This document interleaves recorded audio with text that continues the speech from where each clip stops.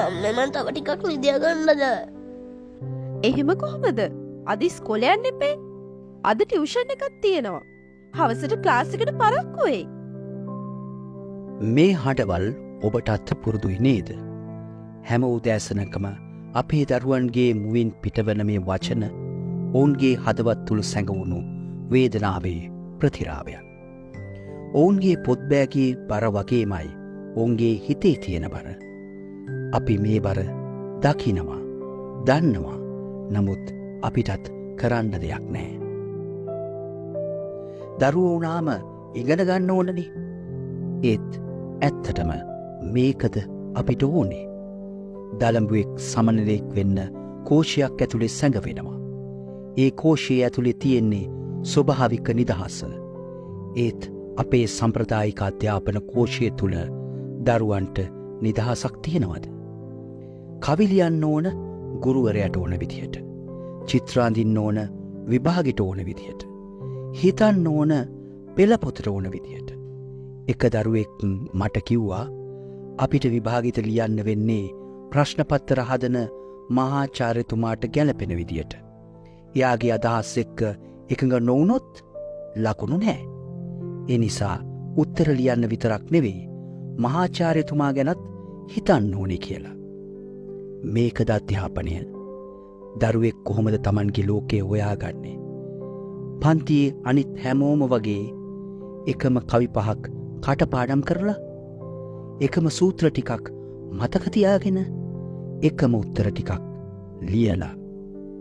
අද අපි ගොඩනගන්නේ පරාජිතයන්ගේ සමාජයක්.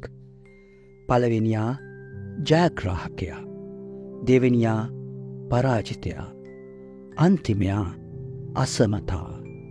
හිතන්න, අලිගහන මහවැව් ගමේ පාසලේ පන්තියේ පළවෙනියාත් කොළඹ තරු පන්ති පාසලේ ඒ පන්තියේම පළවෙනියාත් අතර කවුද ඇත්තටම පළවෙනියා?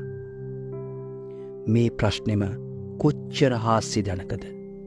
දරුවෙක් කියන්නේ එයාට ඕන විදියට රතු පාට අලියෙක් අඳින්න ඕන කෙනෙක්. එයාට ඕන විදියට හීන දකින්න ඕන කෙනෙක්. එයාට ඕන විදියට ගහකොළ එක්ක කතා කරන්න ඕන කෙනෙක්. එයාට ඕන විදියට යාළුවන් එක්ක හිනා වෙන්න ඕන කෙනෙක්. ඒත් අපි මේ සියල්ල මකලා දානවා. ඇයි? මොකද වැඩිහිටියන්ට තෝරගන්න ලේසි වෙන්න.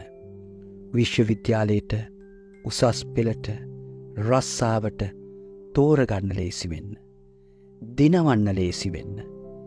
හිතන්න, තෝමස් අල්වා එඩිසන් සම්ප්‍රදායික පාසල් අධ්‍යාපනයෙන් අසමත් වුණා. ඒත් එයා නිසා තමයි අද අපිට විදුලි බල්බය තියෙන්නේ. බිල් ගේට්ස් විශ්වවිද්‍යාලය අතහැරියා. ඒත් මයික්‍රොසොෆ්ට් නිර්මාණය කළා.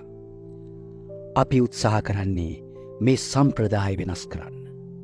හැම දරුවෙක්ගේම විශේෂත්වය හඳුනාගන්න. ඔවුන්ගේ නිර්මාණශීලීත්වයට ඉඩ දෙන්න. ස්වාධීන චින්තනය දිරිමත් කරන්න. සහජ කුසලතා වර්ධනය කරන්න.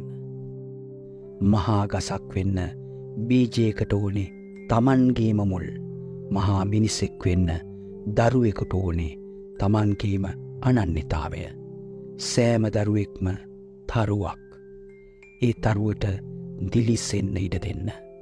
අපේ දරුවන්ට ඔවුන්ගේම මාවත සොයාගන්න ඉඩ දෙන්න. ඔවුන්ගේ හැකියාවන් හඳුනාගන්න අපි ඔක්කොම එකතු වෙලා උදව් කරමු. සෑම දරුවෙක්ම විශේෂයි. සෑම දරුවෙක්ම අද්විතීයයි. එන්න අපි අපේ දරුවන්ට නිදහසේ පියාඹන්න උදව් කරමු. Young Memory, the Center for Brain Power and Life Skills. youngmemory.com